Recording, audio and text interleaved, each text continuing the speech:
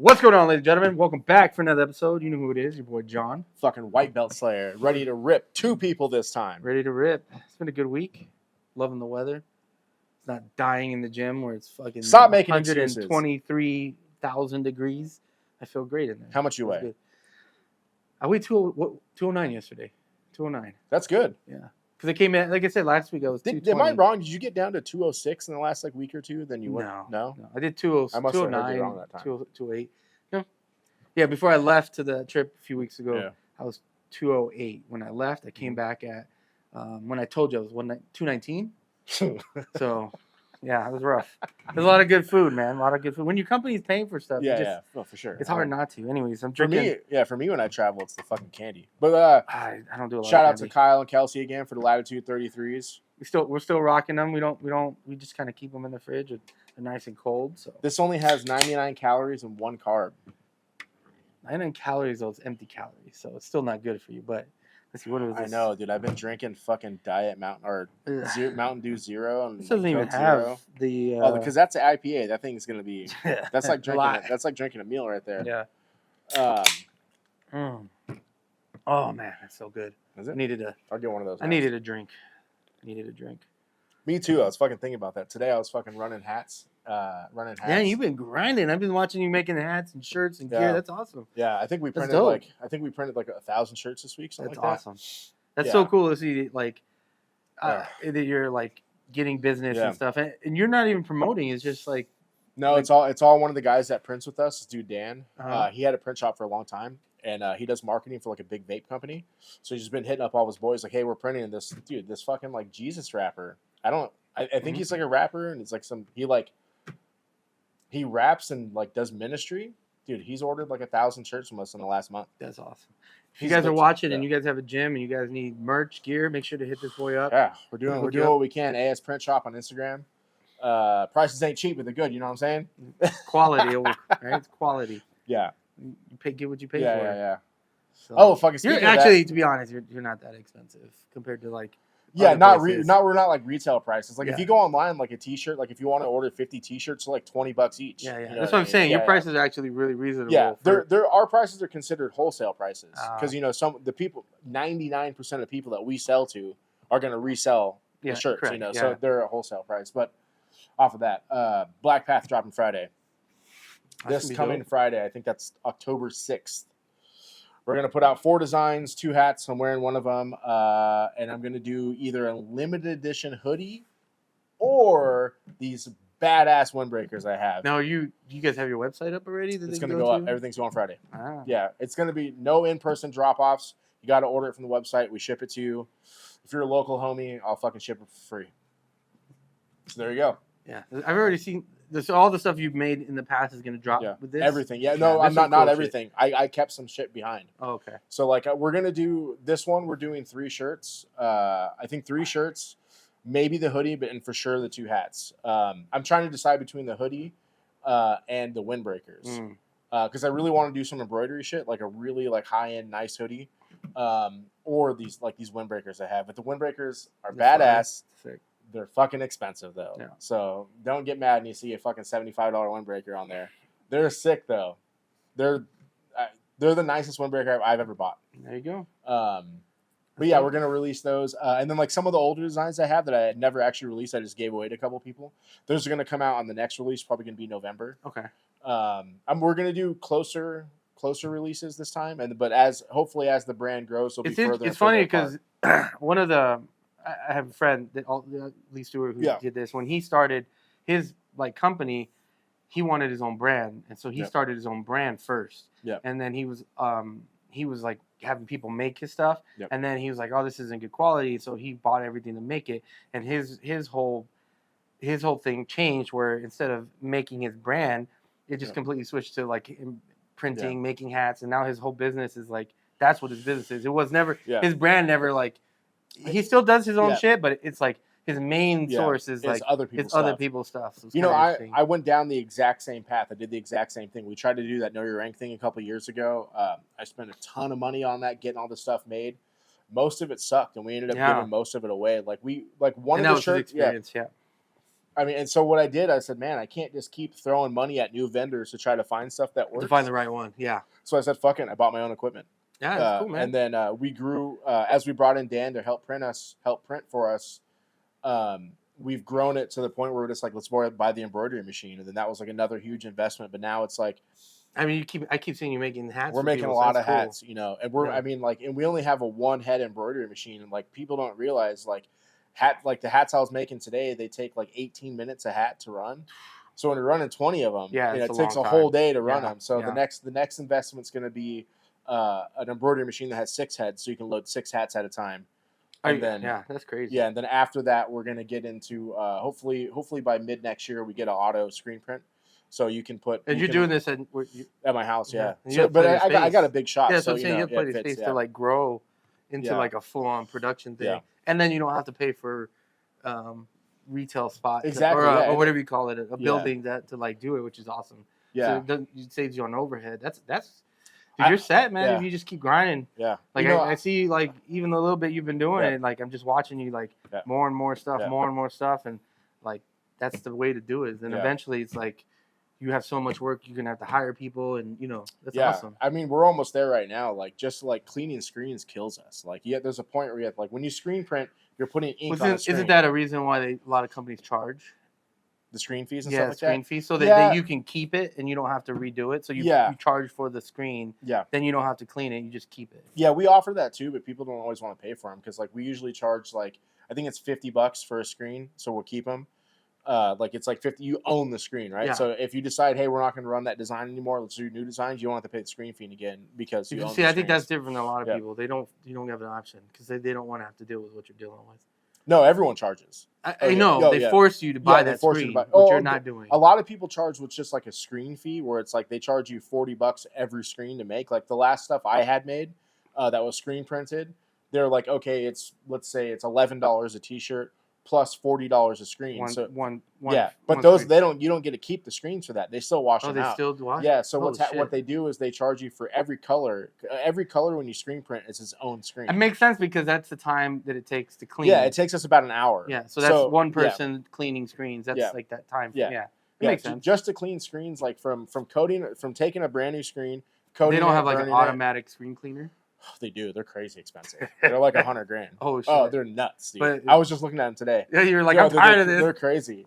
But yeah, we're starting to grow it. And again, the whole idea behind the screen printing stuff was to launch my own brand. At the time, I didn't have a name for it, but now I do, and now I have designs. I have other people helping with me, so we're really going to try to start pushing that in the next year. Like, for sure, in the next year, we'll put out a gi. We'll put out rash guards. I think about doing wrestling singlets. The singlets will probably be for like team members only, but the gis and stuff like that you'll be able to buy. But I'm trying to make American-made gis. Yeah. Have them at least cut and sewn in the U.S. and they're going to be completely fitted. I've been working on it for like a year. I've been trying to find manufacturers. I'm looking for materials to make the pants out of, stuff like that. So I spent a lot of time working on it. So hopefully within the next year we'll get something released. Yeah, I think it's awesome. It's cool to see like the growth and stuff. Yeah. So. That's dope. Yeah. But on that subject of gis, man, I'm fucking still going. I'm still on the road of trying to buy a gi that fits. Like, I know you're getting better as you're getting thinner. You're getting closer to finding shit. That fits better. Yeah. But I like what you've been doing is, I mean, it sucks that you have to go that route, but like something he's been doing is he'll order the gi and then he'll take it and get it tailor made. Yeah. Or custom fit, which is, I can see the ones that you showed me. I'm like, because the problem that I have the same problem is that like, we're thick, but we're short. Yeah, so the top will fit great because you buy a bigger gi, but then my legs are short, so I'm like I feel like I'm dragging my gi pants. So the ones that you've made, I was like, oh man, the jacket fits, and then you tailored the pants. I was like, oh, that's dope. Yeah, I think so far as like gis off the shelf that have fit the best, at least the tops are Hyperfly. No pants fit, none of them fit because I wear like in pants I wear a 36 to a 40. It just depends on what brand, and then I only wear a 30 long. But if you wear, let's say you're wearing a 40, you're on the high end of that side. You got to buy like A4 pants. 30s. Yeah. You wear 30? Length. Oh, I was like pants. No, pants. You wear 36, 34. Then you down 32. Yeah, 32, 30. Some of them I can wear 30 now. That ain't gonna last. It's gonna last. How many pairs of 32 pants you got? That's all I have. I don't have any. You didn't get rid of any of your thick boy pants? They're all gone. That was a mistake. Yeah, they're all gone. That was a mistake. You know what I bought? You know, it's funny because I bought a lot of clothes when I was thinner, and then I got fat. And then my wife was like, "Fuck you! You're not buying fat people clothes." And so she's like, "You're gonna fucking wear what you got until you get down, you know." And so I'm like, "All right." And so so now I can wear. I think when I was at 190, 195, 190, the 32s were too big, and I was like, "Holy shit!" That's crazy. Yeah, it was, and not like a little bit. Like I can live like there was a gap. I was like, "That's insane!" Like that's why I was like, "This is." What do you wear? 514s from Levi's? I don't even know, brand. I think they're 514s. I remember I asked you about a pair of pants that were the 514s. I don't think those are stretchy. My favorite pair of pants. I know this is going way crazy here, but my favorite pair of pants are the Lucky jeans. Lucky like shirts. I said it once an episode. You know how I know you're gay. Lucky shirts, like they don't get wrinkled. They're soft as fuck, and they just feel comfortable, and they fit really well. Yeah. And then their pants are fucking amazing too. I like their pants. I can't do it. I mean, I like Levi's the best. You just gotta find them when they're on sale, because for some reason they're like $200. Yeah, for some reason they're fucking stupid expensive. Yeah. But you can find them like Costco will have like one time like every couple of years Costco will have like a bunch of them, and I'm like, right now Costco's got some pretty fire stuff. I went to Costco the other day, and they always have fire stuff. Dude, they had like these dope flannels and stuff. I almost bought a couple, and I was like, flannel season, man. Yeah. I have a flannel. I almost wore it to. I have one flannel. Do you? Because I'm not a big like. I'm not a flannel dude. I wear Pendletons. Those are different things. If you know what's up, post in the comments. Yeah, I got talked into going to some country concert in Coachella next April or some shit like that. You mean fucking Stagecoach? Oh yeah, that. Dude, that's all right. So that's not in Coachella. It's in Indio. Oh, wherever it is. But it's at the same place they do the Coachella concert. Oh. It's Coachella. But for country? For country. Oh, well, I got talked into it. Massive. Yeah, I got talked into it. I can't believe. Did you buy those tickets? Yes. How much were they? Not cheap. Like $800? Well, I had buy two, so yeah, they were. Yeah. Are you guys camping, or are you just going to? We haven't figured that out. I think we're gonna get Airbnb. No, you're not. Have you looked already at those dates? I bet they're $1,000 a night. I don't know, and we'll drive home. You know how? All right. I don't know. I'm not planning this. I got talked into going, but let me tell you about. And then here, the other thing. My whole point about this was, I said I would dress up one day. You know, the whole nine, the boots and the hat and the whole thing. So about to have country boots? John out there. You know what I'm saying? I'm be like, I'll keep the chain though. I'll wear the chain. I'm gonna need a custom belt buckle. All right. It's gonna say oath on it. It's gonna say oath on the buckle of the belt. Let me break this down for you. Okay, so where they have these concerts at this thing called the Empire Polo Grounds, and it's deep in the desert. It's not like by Palm Springs. It's like another 40 minutes down the road. Well, it's like 40 minutes probably to get there with no traffic. I'll stay in Palm Springs. No, hold on. So Empire Polo Grounds has been there forever, since like I've known about it since the 80s. It's been there my whole life. It's probably been there since the 60s or 70s, right? And it used to be in the farms where there was nothing but farms out there. Okay. But they haven't improved the infrastructure. To the same shit. It's like 2 lanes going each way to get in there. So from the highway, from the 10 to Empire Polo Grounds, it's like 2 lanes each way, and there's 2 different ways to get there. It will take you 3 hours to get from the freeway to the Empire Polo Grounds. So you have, if I was you, I would spend the money and rent an RV for that weekend and just camp there. If you guys bought the camping tickets, I don't think we bought camping tickets. I think you can upgrade them. But you can also, if you bring the RV, you can fill it full of your own food and drinks. Yeah, and drinks, so you don't spend money. Because we were going to do that for EDC. Oh, Vegas? We had it booked. I want to go to EDC. We had it booked. That was 2 years ago, right? Yeah, before COVID. We had all the tickets. We paid for the campground. Yeah. And then we were like, fuck it, we're going to rent an RV, and we were going to drive there in an RV and then just bring a bunch of alcohol and food. But then COVID happened, and so then we canceled. But 100%, we were going to do EDC that way. Yeah. I think you guys should use Stagecoach that way. Shit, if you guys do it, I might go with you. It's fun. Go buy those tickets. I can tell you there's another couple in our gym that are going. I got the hookup on it. Well, I know someone else. There's someone else coming with us.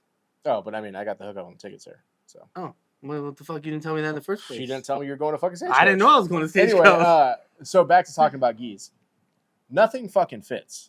Like, it's crazy. Nothing fits. Like, I ended up buying, like, an Amazon gi and having it tailored and shit, like you were talking about. And it fits okay now, but I bought it really big on purpose. I think I'm going to buy another one of those Amazon gis and have it tailored again.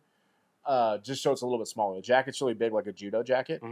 But so far, like jacket wise, like the Hyperfly stuff fits really good. I love the way the Hyperflies look. Yeah, Every time I wish see it was I'm like, dude, IBJJF legal. Sick.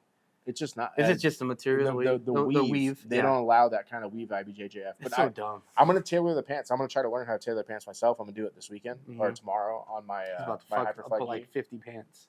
Nah, it's not that bad. I know how to sew. It's not that bad. You know how to sew? You know, kind of. I used to have my you mom watch do it. Bad Santa? Yeah. When he says like, I made you a pickle and his fingers are all bleeding, that's gonna be him. Yeah. I made my pants, his fingers are gonna be all bloody. Yeah. Shit, if you got an industrial sewing machine out there, you're trying to get rid of it, let me know. I got a regular ass sewing machine. But yeah. Fucking I'm just disappointed that nobody shit fits. Like I bought that stupid ass fucking Showy Roll gi. I mean the best Showy Roll gi ever. Why don't you buy it for me? I mean, that was why, but it fits fucking crazy. That is a big why I wanted to do gi reviews and why I started reaching out to companies, because that was a problem I was having.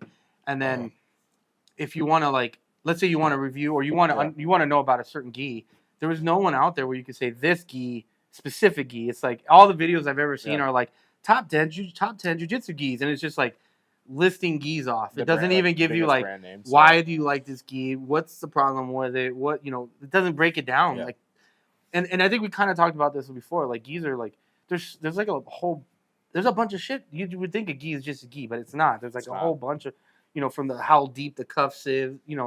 Everything. There's just nothing out there to really break shit down like that. So yeah. That's why I started. I wanted to. Are you ever gonna finish that one for gold? Yeah, I know. You need to finish that. I do. I think I've used it enough to do it. Well, let me have it. Let you have? Why would I let you have it? You don't even wear it. I do. Do you? Every time I wear it, someone's like, "Is that a new gi?" Yeah, I like that gold gi. How do the pants fit? Are they long or how do they feel? They would fit you because they're baggy on me. They're like super baggy. They would probably fit you really well. But are they real long? Because I'm a little bit taller than you. For what? Is that Showy Roll gi? Fuck you. Well, we can trade for some shit. But I like that that gold top fit good. Has it shrank any since you've been washing it? No. Nope, doesn't shrank. They make some pretty cool. It would fit you well. They make some pretty cool shit. I've been looking at. I really like that. They're lacking on their memes though. Your guys' memes. Gold? Yeah, I watch their memes and they're kind of. They suck. They kind of suck. Yeah. I like where they're going, but you're just like you need to step up your meme game. You know who is the best company on the internet for that shit? Who? Slim Jim. They always have good shit. Well, look at the commercials they used to make. They got whoever's running their social media goes on there, and like anytime like inappropriate shit about meat comes up, they're in the comments and they're like talking about Long Boy Game, about we've been like slanging that meat forever. I'm like, dang. I have one saved on my phone. It's something about like slanging that meat forever. That's funny. Yeah. But yeah, I need to. There's got to be a company out there besides Origin. Origin's doing the damn thing. I would like to get an Origin gi. I was a little bit disappointed. I haven't worn one, but when we were at Master World, they had a little booth there, and I felt the. I didn't even stop by there. Man, they feel like shit. They feel terrible. And there was this dude. He hasn't been there for a minute, but there was this white belt dude for a minute. He had one of the Origin gis, and they look thin. They look like you can see through them. And like when I would grab him when we'd roll, it just didn't feel good. Misa got one. Oh, did he? Does he have it yet? Mm-hmm. I'm interested to see. Well, obviously, he hasn't rolled. Yeah, but I think he has one. Yeah. Yeah, I really like their designs. I think they do pretty cool shit. I like the idea of like the Made in America and all that stuff. But it's like, man, like they just don't feel great. Maybe when Misa gets here, I'll have to check it out and see what he thinks. Because like, I like how they can order. Or I don't know if you can do it anymore. It used to be when they first, not even first, 3 years ago when I was looking at it, when I first started doing jiu-jitsu, you could order like the jacket, like an A jacket size, but then you could order your size of pants. I don't think they do like it your anymore. normal, so like 32 I or don't 30, think they do 30 it anymore. Yeah. Because if I was going to do jiu-jitsu pants, I would wear 29s. I'll go a little high water on them. So I would do like 36 or 38. Yeah, 29s is really good for pants. Yeah. Dude, that would be such a weird, like 36 29s. Does he make shit like that? Yeah. Huh.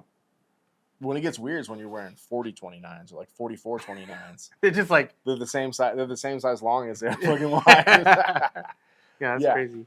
More companies need to do that. That's where I'm hoping, like, if I get to the point where I can make gis again, that's where I fill the niche, because I want to make gis that are your actual jacket size. Like, I think I wear like a 52 regular. Like, I wear a big ass jacket because I got wide shoulders. So they should make jackets like that. Like, who decided these fucking A sizes? That shit's wild. Just trying to be different. Yeah, but I mean that's just such a large variation. That's what with the gold BJJ gi, when I looked up their sizes, their A2 was just a little too small from what they said. They said it was too small for what I was looking for. The A3 was too big, and then they had the A2H. So I was like, I looked at the A2H, and I was like, oh, that's based off what they're saying. I was like, I'm an A2H. I bought the A2H, and I'm like, this is way too fucking big. Like, it's I should have bought a Showy Roll A2H, or what do they call it, W, but they didn't have any.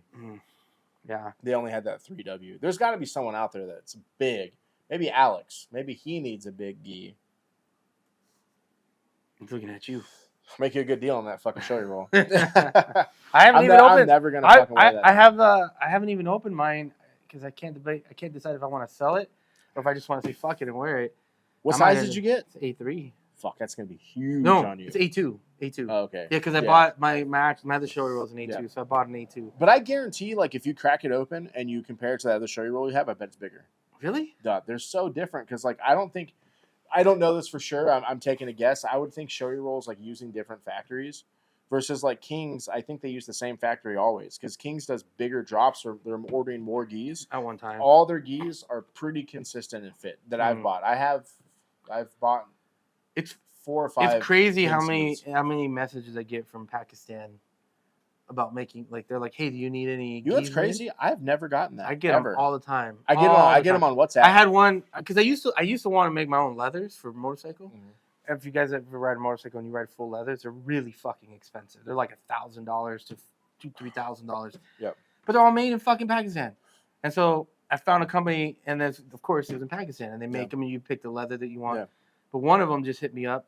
Oh, like the full race ones where you all full race, yeah. Okay. And so when one of them hit me up and I looked at their Instagram and they make racing leathers, but they're, hey, do you want gis? We can make gis, any kind of gi that you want. They're like Showy Roll, like everything. Like, and I was like, it confused me because I went and I was like, oh, they make, but it's just the same textile. It's probably because you have like your Instagram profile is like a business profile, isn't it? It used to be. I changed it though. Oh. Yeah, I've never gotten those messages, but my WhatsApp gets blown up because I've ordered from them. So I do. They must share the contacts or something over there.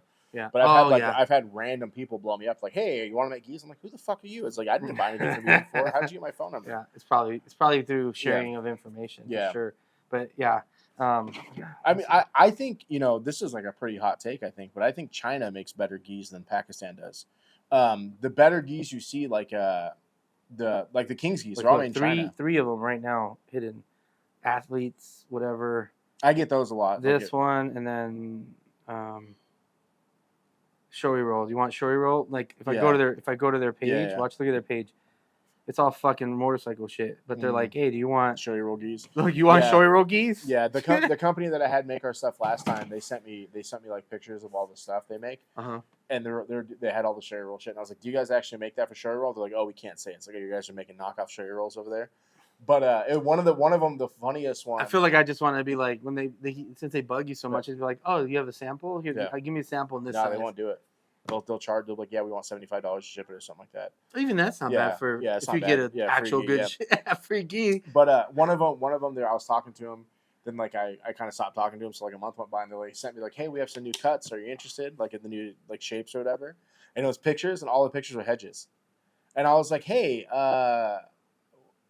what did you guys Photoshop out of this picture? They're like, what do you mean? And I was like, Hedges? Yeah, I was like, obviously you Photoshopped out of this picture because I know Hedges didn't model for you guys. I was like, I know the guy in the picture. I don't really know Hedges, but I've met him. Yeah. You know, he's not going to do that shit. I was like, I know the guy in those pictures. And they were like, oh, and I was like, yeah, you guys are just fucking Photoshopping shit off of Gee. So it must have been like Humaita or whoever probably Fuji or something, whatever. They went in there and just fucking took the Photoshopped out the images. But it was Hedges in the fucking picture. That's hilarious. I was showing Omar one time. That's wild that they. But I mean, it goes to the whole thing. It's a small community. Like you just kind of know everybody. All the main. I don't want to call main, but like the higher level people, they all kind of. Yeah, there's a lot of shit out there. Yeah, that's crazy. I got another thing I want to talk about. What do you want to talk about? What you got? Flo Grappling. Yeah, what's the name? Craig Jones just posted that. Did you see that video? Craig Jones posted about Flo Grapple. Yeah, if I had a spoon, I would hand it to Flo Grappling so they could eat my ass. Because those fucking dudes, or whoever fucking runs Flo, so they're doing a Who's Number One tomorrow. I guess Who's Number One? Gordon's fighting. Oh, it's tomorrow? That's tomorrow. Or it's on the 1st. Yeah, tomorrow. Well, I guess I'm watching it. Yeah. So they're first of all, they do no fucking promotion. I follow Gordon Ryan. I follow all That's the how you biggest get your promotion. Yeah, but it's like I follow all the biggest grapplers in the world. And fucking Flo, like, their shit is just super suppressed or they're shadow banned or whatever. They don't do any fucking advertising. If you Google who, like, let's say, if you Google Flo Grappling, who's number one next like tournament, old stuff. Nothing modern comes up. There's no fucking times. They don't say shit about it. And not only do those motherfuckers suck at promotion, but they put commercials in the middle of a match. So when we were watching Quintet, we watched. Really? I didn't watch Quintet live because it was like at 1 a.m. But when we watched the replay the next day, literally in the middle of a fucking match, they stopped the match and put a fucking. That's annoying. They put a commercial. They didn't do that live, but they did. I can see how on Quintet. Yeah, they didn't do it live. You watched Quintet live? Yeah, like at 1 a.m. Well, whenever I was watching it, it was live. Yeah. No. When I watched it, it was live. No. It said live. Yeah, I think that was just the timestamp. No, when I went in there, it said live. It happened like in Japan. It happened in Japan. Yeah. It was 1 a.m. here. It started at 3 a.m. in Texas. I don't remember. It was 1 a.m. I didn't get commercials during the matches, but every time there was as soon as there was a middle break, it would get a match. But it's like it pisses me off that UFC does it too, that they do it on fucking the pay-per-views. Well, you know, more than anything, it pisses me off is you pay for the fucking service and then you still have ads. That's what gets my It's so when $150 a year when for Hulu Flo. first came out, I was working third shifts, Uh-huh. and I would watch Hulu because that was like Netflix wasn't really. I mean, I don't think Netflix had that much, and there was not all these. Their streaming online services. shit wasn't popping. Yeah. Yet. Hulu was the first Hulu was like the first one, and when I used to do it, you used to pay like $1 or $2 or whatever it was at the time. It was really cheap. It was really cheap, but there was no commercials. Yeah. And I was like watching shows, and then like all of a sudden they started adding commercials, and I'm like, I pay for this. Why am I getting fucking commercials? But there's like another tier where there's no commercials. Now they make you charge. Yeah. They charge like a crazy another fee. I don't know how it is now, think there's but commercials on Netflix now. Not on Netflix. On Amazon Prime, there's commercials. They were talking about it like. I don't have commercials. Yeah, they were talking about. I think you must pay for the premium one. Well, I have the HD version, so it's like $50. I think that's what it is. Yeah, because I think if you pay for the cheaper one, there's commercials. Amazon Prime has commercials. Really? Yeah. There's like if there's movies or something you want to watch that like is not in their normal like lineup, it'll have like with commercials. Oh, and then you're like, if you want to watch the movie, you have to fucking. I only watch movies. Yeah, it's a commercial. It's a movie, but they'll have like commercials. I've never seen a commercial. Yeah, it'll be there. I was watching an old movie the other day on Prime. Amazon Prime's. I mean, not Amazon Prime's Prime. Amazing. I don't like it. Oh, I love They just Prime. don't have enough content. Yeah, but some of the original stuff content. they put out is amazing. Yeah, some of the original content, like Jack Ryan. Yeah. Fire. Like, did you watch all of them? Yeah, I watched them all. Jack Ryan. What's that other one? Like. I didn't like Jack Reacher. Jack. I like that one. I didn't like that one. Yeah, that one was on. Well, I read the book. Oh, did you? And then when I watched it, I was like, all right, it's pretty fucking good. Yeah. The book was really good. So I didn't read it. I fucking read in the movie, it was fucking. It was Tom Cruise. Was it? Yeah, because they did a movie about him, and it was Tom Cruise. Oh, in the show it was listening. But that I like Big Jack fool. Who does Jurassic Park, and he's not big in Jack. No. That was Jack Ryan.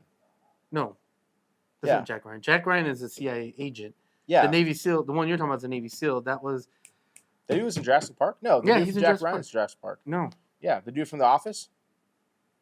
Yes, he was in Jack Ryan. Yeah. Yeah, the one you're talking about, he is not. He's the big Jack White dude? Yeah. He was in Jurassic Park? He's in Jurassic Park. He was in the show Parks and Recreation. And then he's in the Guardians of the Galaxy. That big white dude's in Guardians of the Galaxy? Yeah. Oh. He wasn't so Jack. He used to be fat. I think. No, you're talking about Jack Ryan. No, I'm not talking about Jack Ryan. Yes. Look it up. I'm looking it up right now. What is his name? Jack Ryan is the guy from The Office, and then the other one, he's the comedian. Oh, I didn't know. I didn't know who that dude was. Yeah. So I'm talking about homie. Yeah. What's his real fucking name? John Krasinski. Look up. I'm gonna look up Jack Ryan is John Krasinski. Yeah. Look up Parks and Recreation. Was it Reacher? What's his show called? Just look up Parks and Recreation, and then you'll see the guy. But he was fat, and then he got in shape. What is it? I don't know how I don't remember his name. I didn't know he was in everything. I was he's like, who's this big white dude? No, he's not on this show. Yeah. He's right there. That's him in the background. Oh, that's not the show I'm talking about then. Oh. Then I don't know what show you're talking about. It was another one on Amazon Prime. He was a big jacked white dude. Oh. I know what you're talking about. Tom Cruise is in the movie. Dude, his acting is garbage though. I watched it. Yeah, that show sucked. Yeah, that show sucked. His acting sucked. He's got like this weird like he just has like no emotion in his. Yeah, that's whatever. What I thought too. I watched like one episode. I was like, this shit is weak. But back to fucking Flo Grappling sucking dick. And their production sucks. Their mics always get fucked up. Their mics always get messed up. Like you're watching in the middle of a match and you're hearing people like in the crowd talking. Yeah. Not them commentators, and or then the person talking to doing the interview, like their mic isn't working. Like their production is so bad. That's why I was so upset when UFC lost ADCC, because I was like, man, ADCC's production value is going to go insane. Do you think it had to be crazy? Hey, you're talking about the Terminal List, tell me. Terminal List, yeah, you're right. Jack Reacher is the one with the big white dude. Okay, I didn't like that show. No, that was I walked with you. Terminal List is the one. That show was fire. Yeah. I think the full on fucking Jack Ryan or Reacher is a fucking there's a SEAL 2 or something. Oh, where he was a naval investigator or some bullshit. Anyway, but yeah, for sure. You were talking about the Terminal List. Yeah, that show fucking ruled. I hope that show was dope. Did you read those books? The audiobooks. That's the audiobooks I was talking about. I read or listened to. They were really fucking good. I'll have to get those. They were really good. So much more detail. So much more detail. Yeah. That dude was on Rogan. He's been on Rogan like 3 times. Yeah, that was really good. But going back to Flo, I don't know how much money they paid to get back ADC. It had to be an insane amount of money. But then again, how does Flo have that kind of money? What's his name? I don't know. Maybe fucking homie from ADCC bought Flo. Or maybe or they gave him a percent of the company. Yeah. That would make sense. Yeah, but fucking, what's his name? Mo doesn't own ADCC. He just pays for it? He's just the promoter. He's like the Dana White. Who owns it now? ADCC? I thought it was some sheik or something. It's the king of Saudi Arabia. Or Abu Dhabi, wherever the fuck that's at. Uh-huh. What country is that in? Saudi Arabia. Yeah, it's the king. Where's Dubai at? Same place. I don't fucking know. Let me bring this up. I don't have. Yeah. You can bring it on the phone. Anyway, fucking Flo Grappling's got to get their shit together. It is funny. I've been commenting on the pictures, like on the Flo Grappling ads. It's like, oh, you guys gonna put fucking commercials? People are liking my fucking shit. You know what? One thing that I was looking at, and people are always talking shit about, like, oh, Gordon Ryan's so big. Gordon Ryan's so big. He's 120 pounds. Yeah, did you see the standoff between him and the homies fighting? They're both the same weight. Yeah, but that dude is way smaller than Gordon. Yeah, but they're same weight. Yeah. But everyone always talks about Gordon like he weighs 160, 180 pounds. Like every time I see a poster, like, oh, he's always fighting smaller guys. He's 160 pounds, 260 pounds. Or 260 pounds, 280 pounds.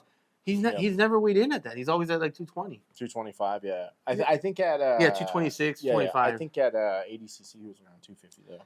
Well, he's going against Galval. Galval was probably up there too, man. He looked fucking jacked. Galval's not even 200 pounds. He's like, he was maybe 200. He looked so big. I think it was like 4 or 6 weeks before ADCC. He fought in one. He fought in one at 186 pounds. He looked juicy. I've never seen him look that. Like, he's on that Autos Welcome package. That was like a souped up plus version of his. You've package. Never seen that picture of fucking Galval? If you just Google Andre Galval. Oh yeah, but he looks fucking like but he looks extra big for ADCC. Yeah, he's big. I mean, he's a big dude.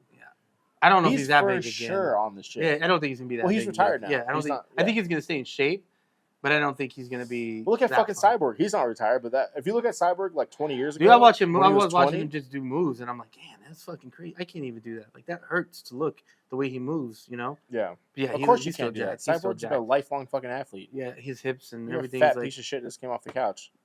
You're not wrong. You're not wrong. I'm not even judging you. I'm just saying. Yeah, I get it. I feel you. Cyborg is so fucking jacked now. I'm gonna drink this and be sad now. Yeah. This is probably one of the better IPAs I think I've ever had. It's okay. I think it's really good. It's good. I want to say it's my favorite, but it's good. I think like Sculpin IPA is probably my favorite. They're too sour for me. I like Sculpin better. These are good. There was this company from San Diego. They were called Beach Grease. They made the best IPA. Is that like a blue and white can? I think. Maybe, yeah, but they were only around for like a year or two. Yeah, I know. When my homeboy was selling beer, he was a beer salesman. Distributor, yeah. They had that company, or he knew about him because he was like. Those jobs are cool because they just go into different bars and like, hey, talk it up, get a beer, and then if they have it, are you happy with it? Is it selling? And they just drink at every bar. Yeah. They just walk around. Did you ever get that Japanese lager I was always talking about? They had it at 8-Bit. No. Or not 8-Bit, the other place, the arcades in Temecula. They had an 8-Bit in Illinois. Did they? Yeah, they were like, let's go to Illinois. And I was like, let's go to 8-Bit. And I was like, is it like, I explained what 8-Bit was, and they're like, same thing. And I was like, I don't want to go there. Like, I'm trying to go somewhere different. You know, trying to go to stinky fucking churches. Stinky churches, yeah, that's what I'm about. Yeah. But yeah, that's crazy. Yeah, Flo needs to get their shit together. The best thing they got is Kendall Roosing. You fuck up any white belts this week? I'm sure I did. You know, I'm almost at the point where I'm done beating up white belts. Like, it doesn't do anything for me anymore. Well, I think we talk about that. It's more about working with them now. Well, it depends on how big they are. Yeah, that big homie that fell on me hasn't come back. He fell on you? I remember how my back was all fucked up. So I rolled last Fridays. So last Saturday I woke up, my back was fucking donezo. On Friday night I rolled a Cody, and me and Cody were kind of flowing, but we were rolling like leg locks and shit. And there was a point where I went to turtle and Cody like jumped on me, and I felt it kind of then. And then on the next roll I went twice with that big white belt dude. I went twice in a row with him. And then on the second time, because he was watching Cody beat me up, but we were fighting leg locks. I mean, Cody beats me up anyway, but we were fighting leg locks, so I was going on the bottom trying to scoop his legs up. And then so he saw what Cody was doing to me, and he literally said, "I got something for you." Oh, you're trying to copy what Cody did. Yeah, and I was like, "No, you don't." And at one of the times he tried to backstep, and I lifted him up. I lifted him with my legs from the half guard, and he fell on me. Like my foot slipped off, or whatever, and he fell on me. Next day, my back was fucked up. But that dude, he hasn't come back. It's hard. It's not for everybody. I remember I fucking passed. I tripod passed him though, and he was like, "Ugh." I was like, "Yeah, fucking white belt." This week, did I fuck any white belts up? I had a rough week, man. I had some hard rolls. Yeah, I was watching you get fucking mopped up. Dudes who don't beat you normally, or like even give you a hard time. I was like, oh yeah, man. That was a rough week for me. I was like, it sucked. I mean, I enjoyed it. It was just rough, man. Every day I left, I was like, fuck, man. They sucked. Yeah, I was hurting. I had a pretty good week because I've been sitting down on everybody. Because I was like, I'm not standing up to anybody this week because my back is too fucked up. But I got 2 days in a row. I got some pretty good leg lock battles with fucking small purple belt Danny. Those were good. I'm getting closer on those toe holds. Y'all better fucking watch out. Give me your feet. What's his name? I'm coming up with the knees. I'm coming up with the what's the name of the socks? Oh, Zach. Big Zach. We rolled yesterday, and sorry about that. That's good. Well, we rolled yesterday, and like, a lot of time he lets you work. Yeah. And I didn't feel like he didn't really go for submissions because he never really goes for submissions. He's not trying to win. But he was like moving to positions, but he was keeping everything so like tight that I was struggling, like just because it was so. He was like keeping no space in between us, and then finally he took my back, and he had a fucking leg triangle around me. Body triangle? Body triangle. And that, like, he just sunk it in deep. And I, like, it pushed all my air out. And then it was just pain. And I had to tap. I was like, holy shit. And I was like, I've never been body triangled. I was like, that fucking sucked. I was like, that was brutal. You know who's the only person ever done to me? Trevor. That's when you were telling me. I was like, I thought for sure it was Trevor. No. He did tell me though. He's like because he was sweating. He's like, he kept trying to pass my guard, and I kept regarding, going to half guard, and every time he tried to pass, I would like catch him. Yeah. And he did. I'll take this as a huge compliment because he said you're as bad as Kyle. I'm like, what are you talking about? He's like, I try to pass your guard, and you just get your legs, and you keep like catching my leg and going back to half guard, go back. He's like, it's just making it really hard to get past. You know? I was like, all right. I was like, I'll take that. That's cool. Because I do try to like just get my knees up and shoot my legs in just to catch something, just to try to get back to half guard rather than be stuck in side control. I'm sure I've said this before. Zach is my favorite training partner. Oh, I love training with him. Because he doesn't come very much. He's mostly there. That's what blows. Imagine if he came like as much as we go. I mean, Zach. In my mind, Zach's already a black belt. I mean, I've seen him. He was like, oh, Kyle gives me a hard time, or like XYZ gives me a hard time. But I was like, but do you roll to win? And he was like, no, never. Yeah, never. Yeah, it's like, that's why they give you a hard time. And he kind of laughs. But it's funny. We were talking about this through text last night. So like 2 weeks ago or last week, maybe earlier this week, sometime recently in the last week, me and Zach were rolling. And we were kind of giving it to each other, rolling a little bit harder than we both normally do. And I mean, he was kind of eating me up, but I was defending, doing a lot of stuff. Like we went a whole round and I didn't get tapped. And no one got tapped, right? But it was here yesterday? Yeah. Oh, yeah. So you saw 10-minute rounds every fucking time? That was a rough day. We rolled yesterday. Oh, we did, yeah. But back to fucking Zach. So Zach is the calmest dude there. I think he's fucking high as fuck the whole time. I told you when I talked to him about one of my first competitions. About chugging beers. Yeah, no, he said just take some shots. Yeah. He was like, I was nervous. He's like nervous. He's like, why are you nervous? He's like, just take some shots. It'll be fine. Yeah. So me and him are rolling, and I finally somehow I swept him, or like I don't think I've ever actually swept him. He kind of rolls. Yeah, he kind of rolls with it. Yeah. So I'm up on top, and I'm coming up on top, and I'm trying to like pressure pass him, like kind of like tripod half guard pass him. And these two dudes are about to fight each other, literally on the mats. They're pushing each other, like yelling at each other, about to fight. They're arguing about something, but they're in each other's nose. I look up and I see them. They're about to fight, and it was two lower belts. And I was like, "Hey, you guys need to shut the fuck up and get off the mats because they're almost stepping on us." Because I have my hand out so Zach doesn't get stepped on. And they said something, and I said something back. I don't remember what I said. Said something back to him, and Zach like stops, and he kind of grabs me and he looks up, and he was like, "If you two don't fucking move, or if you step on me, I'm gonna get up and beat you both up." And then they were like, they kind of looked down, and then someone came in and like broke it up. And those two dudes I was like, damn, Zach's about to fuck these fools up. I was about to get up and back him up and just stand behind him while he fucks these two dudes up. That's hilarious. But it's funny. I never see shit like that. I never get to catch anything like that. They were about to fucking fight. Really? Oh yeah, they were about to fight. I was about to pop up and get in on it if I can get a couple. I never. I guess maybe I'm just never lucky, but I never get to catch any of the fucking shenanigans. Like my experience is everyone's always just cool. And, yeah, no, these dudes were fucking. They just. Was that at 7 p.m.? I saw what happened, and I heard the whole story because Zach's flowing, so I could hear what's going on. Mm-hmm. Me and Zach are flowing, and then I hear what's happening, and then they both stand up.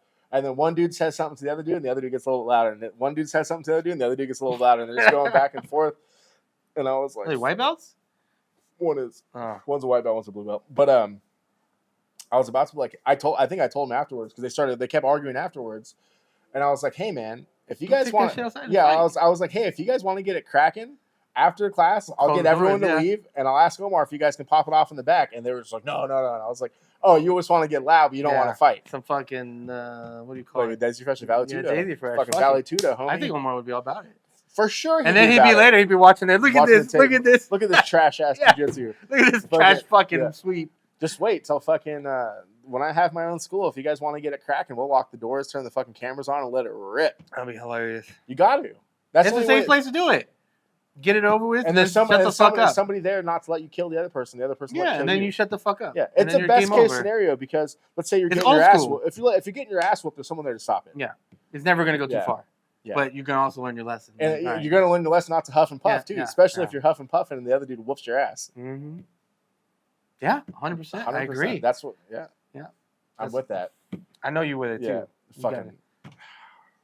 You know what? I was going to jump into and crack the white I always forget this. If you guys are watching this, make sure you guys share, subscribe, all that good shit. Leave a comment. If you're listening on the podcast, share this podcast out. We're trying to make this thing grow. We're almost at 100. We keep, on the YouTube side, we're I think 96 subscribers, 97. Oh, shit, really? Yeah, we're almost at 100, which is pretty cool. Yeah. We said we'd do a little, maybe one giveaway or something at 100. So we'll do something. We're so close, Maybe with your merch that you're coming out. We'll give out some merch or what did we talk about? I think you wanted to make hats. You wanted to make shirts. I wanted to make shirts, but we talked about raffling off a gi. A gi or like a month or something. Or a month, or a month to the gym, a free month. Or whatever gym. Or wherever gym you're at, yeah. We'll do something cool. I like that idea though. I do too. I like paying for someone's month, 1 month of your gym cool, fee. Yeah. But if it's somewhere else, we're gonna have someone's to gonna be like, I go to Legion, it's $350. You're like, fuck. We're gonna have to verify you are a student somehow. Yeah. That's all I'm gonna say. Yeah. Yeah, I go to Atos. It's fucking stupid expensive. I don't feel like we're done. Change that battery. Is it dying already? It's blinking. Why? Why are you always dying, Cameron? I don't know. All right, I'm gonna change the battery. Yeah. We'll be right back. Let's start there. Right. Everybody should do jiu-jitsu. Everyone should do jiu-jitsu. We're back. Yeah, we're doing it. You ever watch? I was watching the videos of was it Jorge Romero running with a spinal fuse? Oh, fucking Yoel. Yeah. I'm like, God damn. Yeah, they were talking about that on Rogan. Yeah, Rogan. Yeah.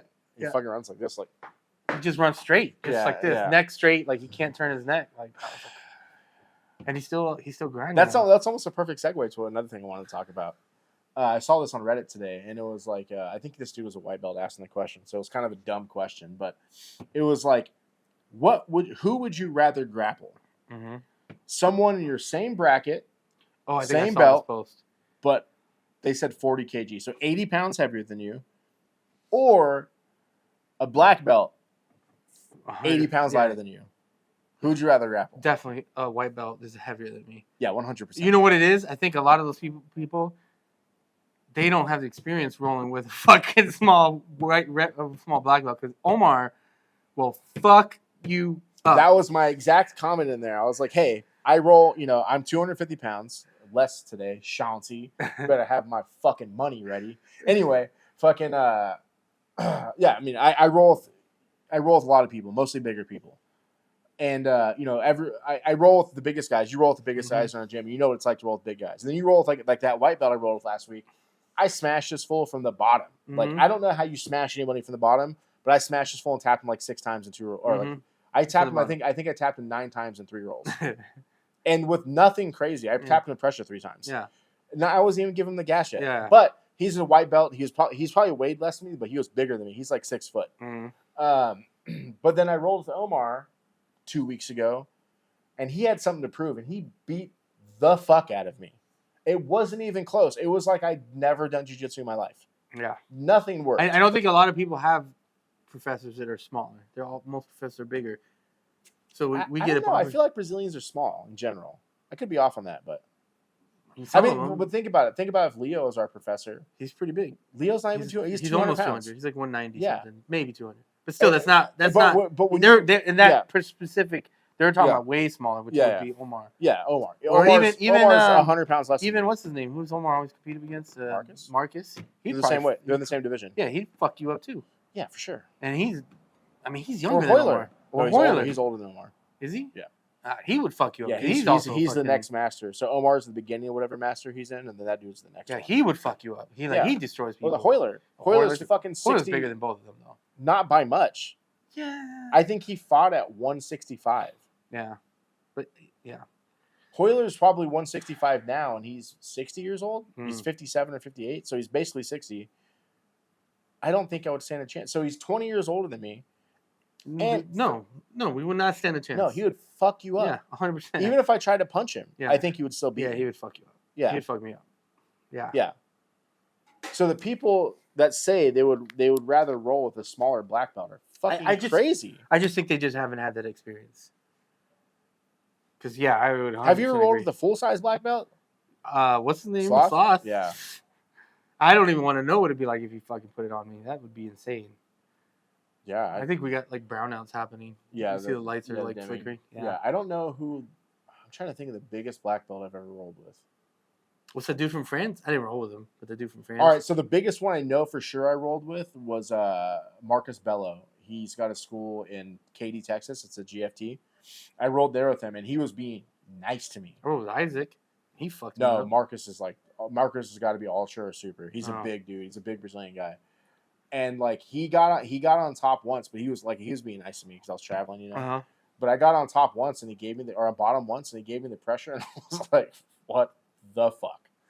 Like you feel like you want to die. Like under black belts who are big. I mean, Omar's got solid pressure, but his pressure isn't the same as like Leo's pressure because Leo's got like 60 pounds on Omar. Leo's pressure 40 pounds on Omar, sucks. And his pressure is horrible. Oh, I rolled with fucking Devin. The dude that came and looked like my brother. Mm-hmm. So and he's a new ass black belt. I think he said it took him his career up till purple was identical to mine. He was a white belt for like 6 or 8 months. He was a blue belt for like a year and a half, and then he started kind of traveling or something like that. So he was a purple belt for like 5 years. I think I don't want to. But sorry, rolling with him, he was being nice to me. But how when you roll with Dan or how when you roll with Zach, they're always there. Yeah. I almost threw up. I seriously almost threw up, and I was like, I can't tap to a traveling black belt to pressure. Yeah, put some respect. The fucking respect. Yeah, I couldn't do it, but god damn, dude, he's probably the biggest black belt I've rolled with. I mean, Sloth's bigger than him, but Sloth has never been needed. Something's interesting that you were kind of talking about how long it took to be a black belt, all that. Those times are changing. It's not taking 11, 12 years, 15 years to be a black belt now. If you think about our current progress, our current projection, you're purple belt now. Yeah. Let's say you're another year at purple belt. Then you get to brown. Nah, it's got to be at least 2. Doesn't have to be at least 2. It doesn't have to be. Year and a half. It doesn't have to be. But if you're continue to go the same way you're going right now, same amount of time that you're going, a year and a half. So I was a year and a half blue belt. maybe just a little bit over. Let's say a year and a half at blue belt, just to make the math easy. Year and a half at purple. That's and then 3 years. 1 year at brown. Yeah, but let's go backwards. So I got blue a year and a half, purple a year and a half. So that's 3 years, right? And then I was a white belt for 6 or 8 months. So let's just make the math easy. 3.5 years. A year at brown, so 4.5 years. And then, yeah. That's what I'm saying. Black belt in 6 years or less. I mean, you might want that. I wouldn't want it either. I wouldn't want that. But think about this. The one thing I've been thinking about this a lot because I'm still a blue belt right now, but you're about to be a purple belt. Like, as much as I hate to admit you're about to come to the man belts. The amount of time that we spend on the mats is a lot for hobbyists. We're there all the time. Yeah. And I'm back to at least 6 hours a week. Yeah, and so we're there all the time, and so it makes sense that we progress a little faster, right? I want to. Yeah. I would say a blue belt if I could another year. I've thought about this a lot, and what I think it was is this 10-year time period. Let's just say it's 10 years to make it easy to think about it. This 10-year time period came from when Brazilians came to America and didn't want to belt Americans. I think that's what it is. Because they didn't want to be the dudes that go back to Brazil and let's say there's a fucking black belt they belted in the United States and he goes to Brazil and gets fucked up and they said, oh, who gave you your belt? It's all about that because like if you look at it, Omar got his fucking black belt in 3.5 years. Fabio Gurgel got his fucking black belt like in 3.5 or 4 years. There's all these people you hear about. I mean, granted they're the people you hear about, so they're legends of the game. But there's all these people that got black belts in 5 years. There's a ton of them from Brazil. Do you think a lot of it has to do with the availability of content now? Like, let's say Omar teaches something, and you really like it, but you're struggling a little bit. You can go online, Google that move, and find 7, 8, 10 different videos, different variations, and be like, oh, I can tweak my game a little bit like this. I can tweak my game, and you can learn it. And so there's more content available for you to learn what you couldn't learn in the past. I think the length of time at belts is more about the insecurities of the professors versus actual skill. Because there's this new kid who came. I don't know if you saw him, big white kid. Did you see him? Purple belt. That purple belt. So I was talking to him. He for also a minute. wrestled for a long time. But he wrestled the whole time. So he started jiu-jitsu before he was wrestling. Oh wow! Because he started jiu-jitsu when he was like 13. He's only 25 right now. He's 24 or 25 now. And he's only a purple belt. Okay, so I asked him. He said, I was like, because he had a loaner belt on, like the one from the room, right? And I was like, you're a purple belt? And he was like, yeah. And I was like, how long have you been rolling for? And he's like, well, I took 3 years off. I would roll like maybe once every couple months in over 3 years. I was like, that's cool. So how long did you roll for? And he's like, well, he started saying the years. And I was like, wait, you've been rolling for 6 years already? And he's like, no, 8. So he's 12 years deep right now of knowing about jiu-jitsu and practicing jiu-jitsu plus all high school of wrestling. And he was a 3-stripe purple belt when he left his last school. So he's basically a brown belt, right? Let's say he said he took his stripes off. I was like, I told him, put those fuckers back on. Because I can't have you whoop my ass with no fucking stripes. But he was like, yeah, at the school I came from, which was a school I never fucking heard of in San Diego. Just not a bullshit, but just like some school, no name school. There's a lot of them. Yeah. Doesn't mean they're not good. He said it was 12 years on average to get your black belt there. Yeah. I don't know when his brother started. He told me about his brother. He said he has a brother that started sometime around him or in his career of jiu-jitsu who's a black belt at Carlson Gracie. So my thing is this. I don't necessarily care about the belts. It's a skill level. And so one of the things that when I look at our gym, I do notice that we get promoted a bit faster. Not everybody does, by the way, but a vast majority of people that are always there. But there's a core group of people who get promoted. Yes. And those are the dudes who are there putting in the work. Yeah, and that's exactly where I'm going with this. Is that yes, there's a group of core people that always are showing up, that are there Monday through Friday, Saturday, Sundays even. Sometimes they show up. And yes, it seems fast, and you want to be like, man, I got it too fast. But then when you go to another school or maybe you go compete, you never feel outclassed. Even if you lose in a tournament, you never feel completely outclassed. You know what I mean? So you're still able to compete at the level that you're at, which I think that's really what matters. It's not your belt, it's the skill level. And I think it's hard to look at that when if you focus on your belt, you're just always like, oh, fuck, man, I got my belt so early. You know, the only times I ever felt outclassed competing was at white belt. And that was against 2 gigantic black gentlemen who were obviously athletes before they got into jiu-jitsu, which I was not. But the first dude I fought ever, I know his name because I follow him on Instagram. I found him on Instagram like a year later. But I think his name's Marty. Beat the fuck out of me. But standing up, we were pretty even. We were going so hard head to head, my head cut open. Mm-hmm. And then he basically like balloon swept me and then kind of like fucking stopped resisting, choked me. And then Alex, that dude Alex from Arizona, I mean, he fucked me up at, I think he beat me like in 45 seconds or a minute or something like that. But once I got to the ground, he whooped my ass like in seconds, right? Yeah. But those dudes had like, I think a lifetime of athletic sports or athletic, which helps. But 100%. At Blue Belt, like I've had good matches. I had good matches. I mean, I didn't even really I was hanging with the dude who won the Euros when I went. That's where I was going with it. Sometimes I feel like, and I don't think we're the only ones. I think a lot of people at our gym feel the same way. Certain, we get promoted fast, but the reality is, we go somewhere else. You feel like you're competent, like your shit, and you can keep at least, keep up at the same level as someone else. And I think I'm equally, and if you are too. I mean, I think you're above your level of your belt, but I think I'm equally on level with the guys that I compete with. Like the guys who give me the work, they're that much better than me. But it's not like I'm getting destroyed. Like, it's not like you're going up against as a white belt. I think the only person who like straight up destroys me is Kyle. Maybe Luke. Luke has got some weird strength that I can't fucking. It's hit or miss with Luke. He destroyed me this week. I was doing really good against him. This week he just fucked it up. So maybe the times before he was taking it easy. I don't know. And that's one of the hardest parts about jiu-jitsu too is you never know. Like, oh, dude, I asked him. Like, did you take it easy or were you like, do you ever roll light with me? Yeah. Like, you don't ask someone that. Like. I asked Luke about that thing he got you in, and he showed it to me. That is terrible. Which one? Where he got your arms above your head and choked you with your own gi? Fucking. Yeah, I asked him. I was like, "What was that fucking choke you got John in yesterday?" He was telling me about it, and he's like, "Oh, let me show you." And like, I laid down, and he showed me, and he's like wrapping me up, and I was like, "Where is this going?" Then he got my fucking arms above my shit, and I was like, "Okay, my shoulders are gonna explode." Then he choked me. I was like, "What the fuck was that?" I was completely stuck. I was in my head. He said he like made it up on the fly too. Yeah, I was like thinking to myself in my head. That's that moment. Those are those rolls when you like have to tell yourself, right, hold out 10 more seconds, 10 more seconds. All right, he's going to move 10 more seconds. I'm like, fuck, he's not moving. 10 more seconds. You can breathe. It's better than when I rolled with Jay this week. He did the whole fucking.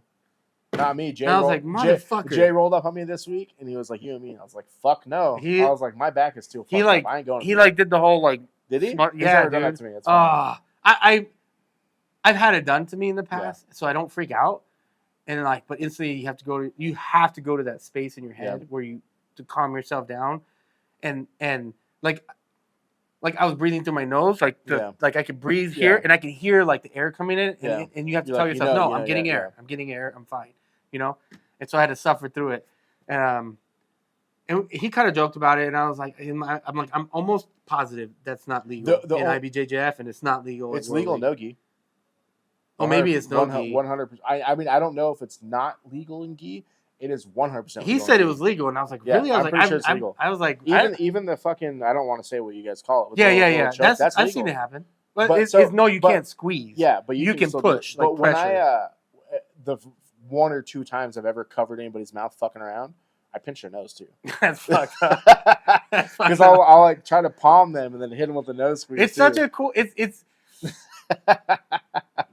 It's one of those moves where it's like, fuck you. Like, it's not, I don't necessarily think there's a lot of dirty moves. Like, it cracks me up. Yeah. I don't think there's a lot of like people talk about dirty moves in jiu-jitsu. I don't necessarily think a move is dirty if it works. It's just a fucking technique, another technique. Let's talk about that. So, like, I feel bad maybe 60-70% times when I'm doing it, but like you and I rolled yesterday, and you were going to escape the turtle. And I was like, there's no way. Hey, you're pushing my head down. I was like, there's no way I'm letting this motherfucker get out of the turtle. So I had to push your head down because I think people say this, it sounds like McDojo shit, but you can't move if your head's stuck. Yeah, wherever your head is, that's where you're like you. So I'm not gonna be able to turn that way if your head's down. I was trying to distract you to grab the forearm for the fucking clock choke. I noticed. Yeah, so every time I'd grab, you try to roll. That was my goal. So I was trying to distract you so I could grab it and do it really quick. Because I kept feeling your head pop up. I was just testing it. Yeah. So my thought. You almost got it a couple times. You trapped it good. I was testing to see how hard you were pushing and if you were paying attention because it doesn't bug me. I just was like, oh, he's pushing my head. Yeah. I'm just gonna have to like, because there's certain moves, there's certain positions where you just have to deal with it. Yeah, you just deal with it. You just got to wait it out. And that's kind of where that was. I'm like, okay, if I kept pressuring up, my neck's going to get tired. So I just kind of was like, fuck it. I'm just going to rest and wait. Plus your head just being constant on the mat. That's no big deal about it. Yeah. So I was just kind of waiting. And then I would test it to see, all right, did he move? Did he move? But you're right. Every time you put your arm in, my goal was like, I was just waiting for you to put your arm in so I could trap it and roll. Yeah. So but you kept pulling back. I'm like, motherfucker. Because this was my thought process. I don't know how we ended up in the turtle. Somehow we ended up in the turtle, but I wanted to grab your forearm and then hit the clock choke, right? Yeah. Because I knew if I could turn my hip, I think I would have got it. But every time I'd grab my arm, he'd try to trap it. So I was like, okay, how can I grab his arm without trapping it? So I started trying other things. Like I was trying. You had the Peruvian, like almost had the Peruvian necktie set up, and I literally I wasn't gonna give you my. Sat there and I was like, I'm just gonna let him do this. I was like, I want to see if he can do it. Yeah, no. Because you had it like under. Yeah. And then I was just like, I stopped fighting. I was like, is he gonna do it? And I kind of waited. I was like, is he gonna throw his legs over? Because I just want to see if you were going to be able to hit it. I have hit that before, but I didn't want to give a chance where you come up. Yeah, where you come up. No, that's smart. That's why I was holding you in the turtle. That's super smart. That's great competition thinking too, because exactly you go for something. And Omar talking about like stop going for arm bars. Yeah. If you have mount, hold it, stay in the position, and that's why I was like, is he going to go for it? And I was waiting, but exactly. There was a couple. I tried to fucking ankle lock. You know if you noticed that from the turtle. I put my knee. I was trying to get my shin across your Achilles. Yeah, I know. No, that hurt. Yeah, I felt it. I was trying not to do that. That's why I kicked my leg. I was like, no, fuck that. So I never seen that. I was like, At first, I was like, what are you doing? It's way better if I can get you to move forward. So, like, let's say you're in the turtle, right? I don't know if you noticed, but I grabbed behind your arm like this. So I grabbed behind your arm and I was trying to push you forward. So if I can push you forward to where you get more square, not like sitting on your heels, I can get my leg in there and trap your leg and literally ankle lock you. You just pull, or like a foot lock. You pull the foot up, right? When you put your weight on my leg, on the I felt Achilles, it. It's terrible. It sucked. Dude. That's so bad. Yeah, it sucked. I was trying not to smash you from there because it's people do it to me and it's so fucking horrible. It sucked, but I was like, all right. But did you notice when I started pulling up on your foot? Yeah. I noticed. Yeah. And I was like, in my head, I'm like, this motherfucker. And I was like, whatever. There's some. That's like kind of what you were saying a minute ago about dirty moves. I mean, it's kind of mean, but it's not dirty. But you know when I really realized like. I mean, some people you can handle it. Yeah, that's the same thing. Like I think you and I can go 100% on each other. Louis is the same way. Like he'll have moves where, he knows some people, like the choke you're talking about. Yeah. Like some people will bitch about it. Oh, that's dirty, and it's like, and some people are just like, dude, it's just another move. I'm trying to. I mean, it's probably never gonna get there, but I'm trying to figure out a way while he's doing that where I can fuck him up from there, so he stops doing it. Yeah. So I'm make like, him pay for doing it. Yeah, like haha. No, I've thought about that too. How to make someone pay for that, but I don't like that's what I'm saying. Some people maybe some people just can't handle it, But it's part of the sport. Like you're gonna deal with shit, fucking deal with it, put up with it. But like there's certain people that I won't do certain moves on because I know like, it. You just don't want to do it. You know what I mean? But like some people that I'm like, I don't give a fuck. Like whatever, I'm gonna do whatever. But I know they're not gonna get offended if I do it. Yeah. So I think there is that core group of dudes. There's like 8 or 10 of us that all are kind of around the same level. I mean, obviously Louis, Luke, fucking Kyle, they're on a different level. But like that. But you're not. But they're willing. They can do that. You can do that to them. You can do whatever you want to them, and they're going to do whatever they want to you. Exactly. You know what I mean? And it's just like. But it's basically the core group of guys who go in there with the purpose of training. Maybe training hard. Yeah, you know what I mean. Yeah, like 100%. Getting better. I was thinking about. That's a good way to think about it. I was thinking about it today. Is like, because I was thinking about like what I have like why am I doing jiu-jitsu? And it's like the only reason I have no reason, but when I go there, my objective is always just to get better, and like learn more and get better at my techniques and learn. And not necessarily learn like a million techniques, but now like whatever game I have now, how can I improve that and make it better and and transition into different techniques from one technique to another. So I don't know. That makes me think of something else when you're saying like, what is your goal of going there, right? My goal to go in there is to train hard and get better at jiu-jitsu, right? So let's think about that. Just getting better at jiu-jitsu. What does that mean? What does that mean for the world? In comparison to the world, if it comes down to it, you'll probably kill 80% of dudes living. Yeah, 100%. Right? So the other day I was talking to fucking Johnny, Mexican Johnny, his bitch ass. he was saying something about his brothers. One of them's like a lifetime boxer. And we were bullshit. I was just fucking with him. And I was like, I'll fuck that fool up. And we were going back and forth about it. He was like, dude, be serious about it. You're not going to get him. And I was like, what do you mean I'm not going to get him? It's like, yeah, his brother's about his size. I don't think there's a single chance that Johnny or his brother could knock me out in one hit. I've been hit by dudes way bigger than the thing here. Let's what they call is a puncher's chance. Yeah, they got a puncher's chance. Always a puncher's chance. Yeah, but once you get a hold of someone, it's fucking done. Johnny would fuck up his brother. That's what I was telling him. Johnny will fuck up his brother. And he was like, no, he's been boxing his whole life. And I was like, I don't give a. He's like, oh, and he wrestled in school. It's like, okay, he wrestled 25 years ago. How much is he still doing? Johnny will fuck up his brher. 100%. I think so. I think so too. I'm on that same thing. Yeah, 100%. Yeah. I was I didn't tell you this. So we were at a bar. So we went to that church thing drinking, and then afterward, my bosses were like, where do we want to go next? Where do we want to go next? So we were figuring out. So we went to some other bar. Yep. So I dropped my car off. We went, and my boss, one of my leads, we drove to another bar and we were drinking, and he was talking about shit like jiu-jitsu or like martial arts. Yeah. And we were starting talking about jiu-jitsu versus like other martial arts, and I was like, I'm like, you can do whatever the fuck you want. I was drunk already, so I was like, you can do whatever the fuck you want. If I get a hold of you, it's game over. I'm like, I don't care if you do boxing. I don't care if you do Muay Thai. I don't care what the fuck. If you don't train in like wrestling or jiu-jitsu, it's game over. If I get a hold of you, there's nothing you can fucking do. Even in wrestling, because if you think about it, like wrestling, they just don't go for submissions. But if you go with a really, really good wrestler, they'll make you fucking life miserable. I'm gonna say, I'm gonna throw wrestling in the. I mean, wrestling's good for sure, but so if you look at wrestling and no-gi jiu-jitsu, because I'm a yes-gi motherfucker. Those sports take place in basically no clothes, right? Let's say a singlet or whatever. Right. When you can use a shirt. You're never fighting in no clothes. Yeah. You could just roll up the shirt. And use there's so many grips in real life, and people say, oh, fucking gi's not real life. It's like, yeah, okay, maybe you're not wearing a jacket. Maybe you are. Yeah. Let's say you live in Wisconsin. They're wearing jackets fucking probably 60% of the year. So 60% of the time, I got the best chance. But, yeah, I agree. Hold on. On a real world scenario of high level fighters, the best in the world. Look at on the first Izzy Pierre fight, Pierre won, ended up knocking him out. But in the grappling exchanges, Izzy fucked him up. Both of those dudes are as high level strikers as they fucking possibly get. I don't think Pierre has a belt in jiu-jitsu, and Izzy's a purple belt, and fucking wrecked him on the ground. Yeah, wrecked him. Yeah. That's what I was telling them, and then so anyways, the conversation came up because when we were at the church bar or whatever, one of the managers apparently does jiu-jitsu too. He just got his blue belt, whatever. So he was joking with my boss about choking him. He told him he was gonna naked choke him, and my boss, he's like, oh, I don't want to get naked with you, whatever. Yeah.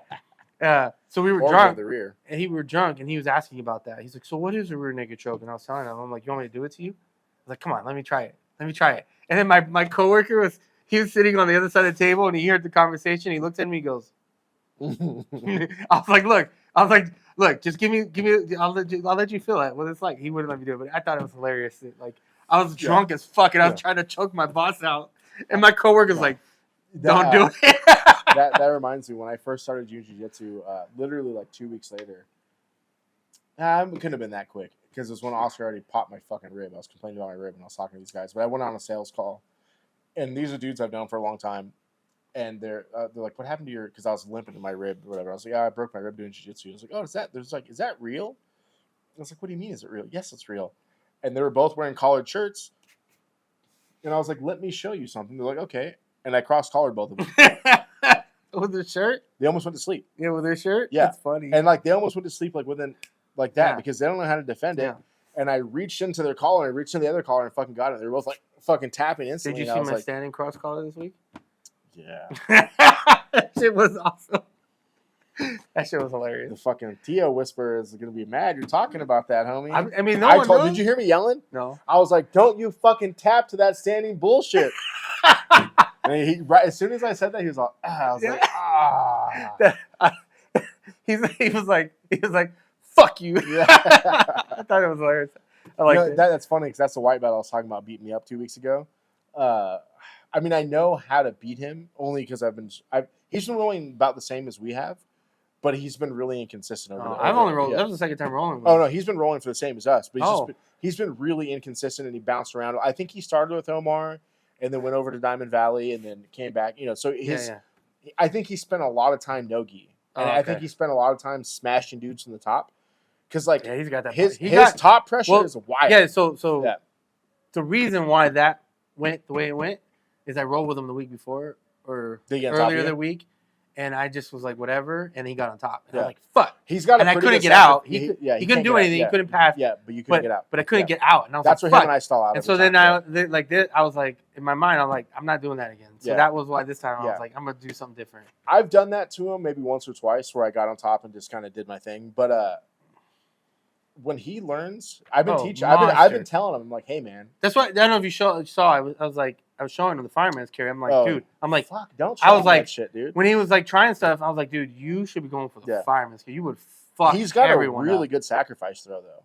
I told him I knew it was coming, and that's why it didn't happen. But even I know it's coming, he still fucking gets me with it. Oh, I don't know. He probably got better footwork than I do. Just more agile, maybe. But he's good. That's how he got me the first time, and I was like, God damn it. But you know what? One of the things for me, especially with bigger dudes like that, I'm not, I mean, I'll fight with him hard because I know where we kind of sit. Yeah. But like dudes like that are closer to my level in jiu-jitsu, I try not to fight super hard with. Because usually, like, when I elevate it, they elevate it. And then I elevate it, they elevate it. And then you get hurt, right? Yeah. But with him, I know I can go pretty hard with him. No, he's also... He doesn't want to hurt anybody. Yeah, that's what I was going to say. Yeah. He's older. He's our age. So there's like that maturity. He's your age, dog. Well, there's that maturity level, like understanding of like he's not why there to I'm hurt here. anybody. Yeah. Why I'm not here to fuck people up. I just want to train. Yeah, have fun. Yeah. So there's that complete understanding with him, which is fucking awesome. He's awesome, dude. I think it was that same day we were... him and I did technique together, and it was situational sparring. Mm-hmm.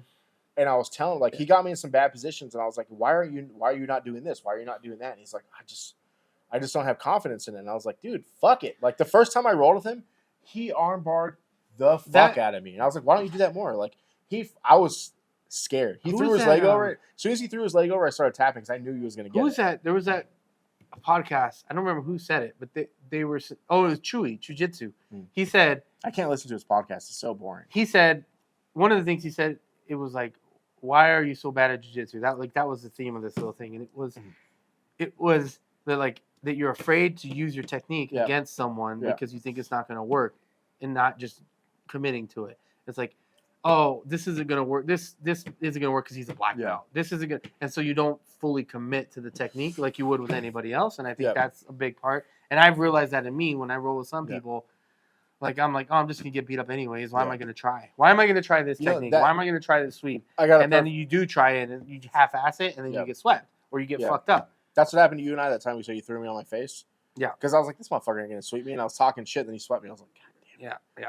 But I have a perfect example of that. Yesterday, was yesterday a 10-minute round? We rolled yesterday? 10-minute rounds, yeah. So yesterday, Brianna and Omar rolled 10 minutes.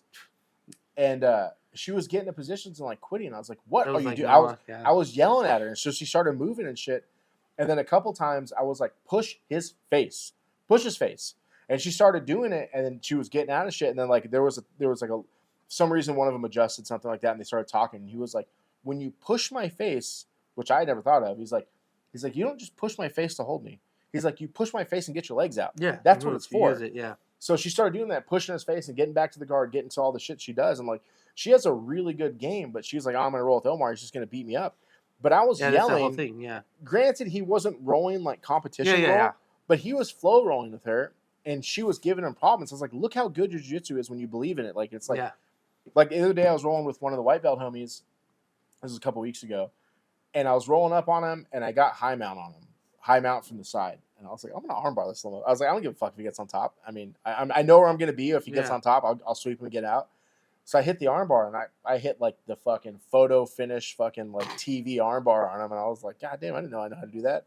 But because, I was like, fuck it. I have no problem losing from here, so I'm going to armbar him. And I think I've armbarred 5 people ever. So I'm gonna start fucking with the armbar. That was no roll with Omar too, and it was the same. It was the same thing. And he was just like, give up. Yeah. And I was like, stop giving up. Yeah. You're not. I was like, you're not in a position to give up. You fight. Yeah. Until you get out, and then you fucking get out. And And Omar was saying the same. Like Omar basically said the same thing. He's like everything he said was right. Like, don't rest until you're in a good position. I do that too. Yeah. So it's easier said than done, of course, when you talk about watching and seeing people do this, and it's easier to see it. I agree with that probably for the most part, but there's some times where I'm just like, there's no reason for me to fight for my life right here because I'm not getting out. Let me see if I can rest and give them a different position that I can get out. Make them make them move into a different position. Yeah, like if someone gets side control on me and I'm not threatened by a submission at that point, I let them mount me. Oh, I'm like, just fucking mount me because I'll get out of the mount. I always go for an escape on side control. Unless it's I got a couple escapes on side control. The only person that 100% I can never do anything with is Leo. Yeah, he's got fucking 15 years of jiu-jitsu. Leo is it's just a different fucking... No, he's got longer than that. It's a long time. I started doing jiu-jitsu in 21. 20. It was going to be... When you started jiu-jitsu, did you think you would be doing it this long? Yes. I didn't. I did. I literally just joined and be like, I knew I wanted to do it. Yeah. I didn't have a goal. I'll say that. I didn't have a goal. And I never had a goal. I just wanted to do it to like, I thought the sport was fucking awesome. I thought the style was awesome. And I just wanted to learn it. But I never said, like in my mind, I never thought like, oh, I want to make it the blue. I want to make it the purple. I want to make it the black. I want to make it long term. I never like crossed my mind like that was what I wanted to do until recently where I'm like, I just want to go I want to go all the way. Like I want to do this for the rest of my life. So before I signed up, I was already addicted. I was watching it. I was into it. To be honest, I didn't think we had quality jiu-jitsu here, and I didn't want to go to like a McDojo, right? And then I went in there, and I signed up for 3 months, bought a gi, whatever, signed up for 3 months. Once, like, I was a month in, I was like, I'm not stopping until I die. Yeah. Like, I knew what it was. Like, I got, within my first contract, I thought I fucking blew my knee out. I got hurt a bunch of times. Fucking, all this shit happened within that first 3 months, but I was like, I'm not quitting this until I'm dead. Like, there's points in time where, like, I'll sit there and I'll get beat. Like, there'll be, like, weeks where I just get beat up for weeks. Yeah. And I'm like, why the fuck do I do this? And then I'll sit there and then I'll watch a video on YouTube or I'll think about it. And like, man, I fucking love this. Maybe that's why I've been thinking about this. Is because this week I've just been getting wrecked every fucking day. That's not because, I mean, it's the same thing happens to me. It's not because your lack of skill of jiu-jitsu. It's because your cardio goes away if you fucking skip a day. Yeah. It's crazy. If you get out of your rhythm, like right now my rhythm is Monday, Tuesday, Wednesday, Friday, Sunday. That's my rhythm right now. I'm not doing Saturdays because I don't want to drive out here. I need a day when I don't got to fucking drive out here. Yeah. But that being my rhythm, when you get out of that rhythm, it's like dude, you can't go Monday, Tuesday, so you can only do Wednesday, Friday, Sunday, right? Yeah. Your cardio is fucked. It's crazy. It's crazy. That was Monday when I came in. I was like, oh, we'll see how it goes. I saw you. I had nothing. I was so gassed out. I saw you get up from that body triangle from Zach, and I was like, what the? I was like, Zach, tap somebody? He's never tapped me ever. Not because he never goes for taps. Because he doesn't try. And that I was like, I don't think he meant. Zach's on one I don't think he meant. Well, I don't want to go into details, but what I know was taken out. Yeah. And so I felt like he felt free. Yeah. Like he didn't have this like constraint against him, and he was like I'm just gonna have fun. And he did, and I don't necessarily think he went to tap me. Yeah. But we're fucking thick. Yeah. And so when he squeezes those fucking legs, I was like, woo! Let's talk about that real quick. Do you know how to escape the body triangle? Only if it's on a certain side. And you can only escape it one way. And it's I'm not very good at it, but it's about elevating, getting under that foot, getting under that hooked foot. This is the first thing you have to do. Someone body triangles you, which is never going to happen. The rare chance someone does body triangle you, roll to the side that they're locked. The triangle's on, yeah. And then move your hips. Yeah, you do a leg switch or whatever you call it. I just move my hips. Oh. Trevor's done it to me a couple times. I think Jay's done it to me. Me and Nathan watched, I don't know if you'll watch it. Gordon Ryan has. Well, I watch a shit ton of UFC. And Gordon Ryan has a really good, it's actually free. It was one of his, back escape videos. But he had a clip on YouTube, if you look it up, on specifically how to escape the body triangle. Yeah. So me and Nathan were out here trying it one time. I was like, oh, that's fucking crazy. Like, it's it just fucking works. But it's going to that one side, and yeah. The only difference is you actually put your arm underneath their leg, so you make a space so that you can, when you do the switch hip, you can get that leg out. So it's interesting. But the main thing for him is you have to protect the neck first. And Omar was actually talking about that recently. He said he watched a lot of people try to like escape shit, but they forget the neck. And he's like, no, number one thing if you're in any position really protect your neck, is first protect whatever submission you're in, so you're not gonna get submitted, and then go for the escape. You can't immediately go. And I do that a lot because when I get my back taken, I go immediately. I'm going for ankle locks. Oh, not me. Like I'm immediately going for ankle locks, and I always fuck up. And I'll let people get better positions on my back in order to protect my neck. Like I was rolling with Josh yesterday, and he had me trapped, but I had one hand free, and the whole time I was just protecting my neck because he got deep. He got deep a couple times, but I was able to get my chin down. And then another time, I felt him setting up the bow and arrow. Some people, though, your chin is fucked. If some people get to fucking cross your face and they know how to do it, they crush my fucking jaw. If they have their forearm. He had a gi choke. Oh, okay. But I've never tapped. The only person I've ever tapped to, you want to get that? But I've only ever been submitted that I can think of. I can remember these times to like cranks, like face cranks, by one person. You know what I was thinking about this week? Now you're talking about submissions. I don't get submitted that often, and not because I'm fucking amazing or anything. So don't anyone watching. I'm not bragging. I'm just saying that I don't get submitted a lot in a round, and so it's a weird mental thing when you get submitted that you're like, oh yeah, this is what it's about, like pain and making someone suffer and like making someone say I quit in jiu-jitsu, you know. So I think for me, 90% of the time it's chokes. It's not. Like, not pain submissions. Well, actually, I've got the most. I almost got put twice. Well, the comments I get is like, I'm hard to choke. It's because my neck is fucking big, and you have a fucking giant neck too. There's only a couple chokes that really work on me, and I'm trying to think of guys who get them. Collar chokes, but like, I almost got put to sleep twice this week. I thought you were gonna go for the clock choke. You had it, and you didn't go for it. Yesterday? Yeah. I didn't feel like it was. You didn't even need to catch my arm. It was under my chin. I was like, fuck. And that's why I was really fighting to try to get that arm out, but a few times I thought you were gonna go for a clock choke, and like I was like, oh well, I'm ready to tap to this shit, and fucking a couple times I couldn't. I felt like it was close, but I didn't feel like I was ever really under your chin, so I didn't want to waste the strength of pulling. Yeah, because I just didn't want. I did not want you to get out of the. Yeah, then turtle. Gas out, and then you're stuck. Because you almost got out once. You grabbed my leg. And I totally thought I was taking you down. I was like, fuck. But when I went to grab your leg, I was like, I couldn't get your leg up. I'm like, god damn it. You got it up, but then I was like, usually I would just sit down and start to fight the guard. But then I was like, I'm not giving him the fucking guard today. I was like, I'm not going to let this motherfucker pass and choke me out. That was a good roll. It was. I mean, I feel like we stalled out in turtle. You need to learn more turtle shit.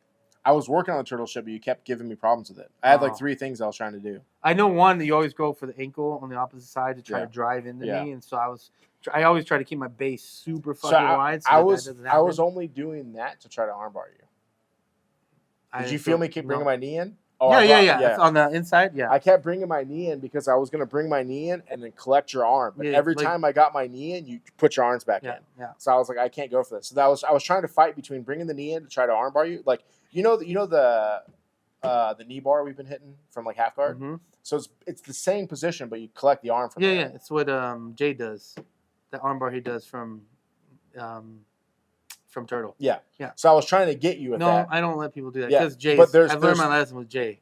There's a couple things I was trying to get from there. I was also going to roll and try to crucifix you, but every time I would start to bring my knee in, and you weren't really bothered by the knee, but you must have noticed every time I started bringing my foot in to collect your arm, you started moving. So I was like, this motherfucker. Yeah.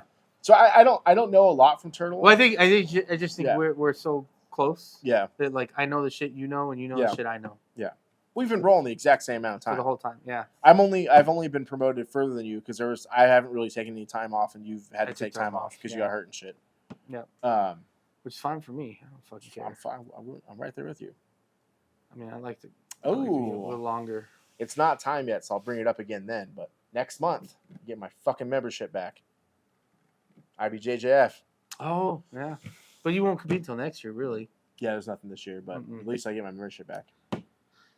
He did ask me to coach next week or whenever. Month, it's every 3 weeks, yeah.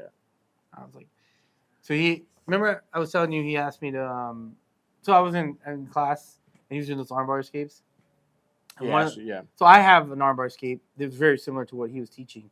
And you know where I actually learned it is from that Grace University book. I don't know if you've seen that book. You bought a book from them? Yeah. I'll have to get one of those. It's not. It's like it's not by who's it by? I forget who it is. I'll show it to you. No, it's not Henner and them. It's someone else, but it's called Grace University. But it was before they did their shit. It's a really old book. Yeah. But they have like what you should know at white belt, what you should know at blue belt, purple belt, you know. And one of the escapes was the armbar escape. And I learned this armbar escape from that book. It's very similar to the armbar escape that Omar was teaching. The difference is because he was showing like catching the leg here and whatever. Well, I was like, well, what if they're so tight you have no room? And that's for this armbar. So I showed it to him, and he goes, yes, show the class. And I was like, what? And he was like, show the class. And then he stopped everyone. I was like, what the fuck? I definitely think you have more of a jiu-jitsu encyclopedia than I do. Well, he had me show it, and then he walked away, and he showed again, and then I showed him, and then I was just walking around helping. But then he asked me the next day, and he's like, you know why I asked you to do that? And I was like, why? And he goes, because I wanted to see how you teach. Like, if you teach, like, he says, some people, they just don't know. They know the stuff, but they don't know how to teach it. They can't explain why you do what you do and why you do. And so, and then he asked me, he's like, why don't you teach the teens class or the kids class? And I was like, no, that's not me. And not that I wouldn't. It's just that I don't have. I feel like I don't want that responsibility. I'm gonna start trying to go like 2 or 3 days a week to teach. You should. To work, I saw you out there. I was like, you should be out there. Like you. But like, your goal eventually is to do that, and I think that falls in line. To what you want to do. I want to talk about that tomorrow. Because he asked me to do it. Yeah. He just said you should. He's like, why don't you teach the teens or the kids class? And I just like I don't know. You know, this is. I just don't have that. Yeah. For me, my time wise, like. It's like we're always there, but on the off chance of like, let's say one of the kids is sick, Noah's sick, I'm never like, oh, we have to go. Yeah. It's like, hey, we can take the day off. But now I'm committing to like I'm gonna be there no matter what. And so I'm just not sure I'm ready for. I'm not ready for commitment. Yeah, I want to commit to it because I saw like I did that kids class or I don't know what class was that, teens class. It was teens class. Yeah. I did that teens class the other day. I was just sitting there because I had to come to him early. So I was like, I'm just going to. I was like, what the fuck are you? Yeah, I was like, I was just going to come sit there because I don't want to drive home and drive back. So I was just sitting with my bag and he's like, come out here and help. And I was like, okay. And I saw so many things that were wrong. I was like, I see it all the time. And I asked Trevor and/or Shalom. I asked one of them. I was like, why are they not doing this? And he's like, oh, we don't really push it because this and that. And I was like, that's terrible. Yeah, it's bad. I mean, I'm not being mean to them about it. I understand why they're doing what they're doing, but it's like, first of all, the one thing I will bring up that I saw was like that day one guard pull they show you. If you're a colored belt and you do that, quit. Quit jiu-jitsu. Get the fuck out of here. Yeah. You should not ever do that day one guard pull. No. Do you see any high level person doing that pull? No. But it's not a point. The point is the point of teaching that is more about this. It's more that when you have someone new to jiu-jitsu, kid, teen, adult, one of the things that they always talk about is the length. Yeah, but one of the things is learning. Your body doesn't even know how to make those moves, and so it's about teaching your body to make certain movements, and you have to get used to it before. No, I understand. I understand that. So I think I'm a fucking fat old man. If I can do this, these kids can fucking do it. Yeah, I mean, I like teaching. I enjoy teaching. Let's talk about teaching next time. Yeah, let's take over the teen class and the kids class. Start teaching. No, dude, I'm joking. If he lets me, I want to teach. I'm gonna ask him if he'll let me run a kids class and a white belt class. Kids class would be hard. I mean, not a kids class. A white belt class would be fun. What did you say? 10? What was the one I did? Teens? That was teens. Okay, that's easier. If he lets me work with some teens. And then if he did a white belt class, no, if he did a white belt class, I would so be in for that. I think that would elevate our school and the level of retention and the students that stay because you don't learn a lot. Like we always talk about break falling, white ball. That needs to be taught. Yeah. Basic movements. Yeah. Like you get like literally, let's be honest, you get a 10, 15, 20 minute introduction and then you just thrown in. That's how it works. My wife didn't get an introduction. Yeah, she was there too much. That's exactly what she said. She's like, just because I was here doesn't mean I know it. But I have agreements and disagreements with all that. But yeah, if he fucking, I'm gonna ask him. Like, let me teach you. I'll do it twice a week. I'll do it with you. I'll do it either off times or during class. I'll give up my rolling. That's a lot. Because I want to make a couple savage ass white belts. That's a lot. I'd help you do a white belt class. I think that would be sick. We need to get you promoted, so it's legit. Well, soon. It's happening. November. When do you say soon? I don't know when you're doing it. But I think that would be fun whenever it is, to do. it's your turn. I think that would be fun to do. Let's cut it off there and talk about that again. Anyways, don't forget, like, subscribe. To the motherfucker that was complaining that this short, this one's almost 2 hours long, you fucking asshole. It's a long one. Yeah. Now you got plenty to listen to while you're at work. Anyways, don't forget to share, like, subscribe, all that fucking good shit. Follow us on Instagram, and you hit them with oaths. Black Path coming Friday. Buy some shit. I'm broke. I was going to say poor. I'm broke. Hit them with oaths. Oaths.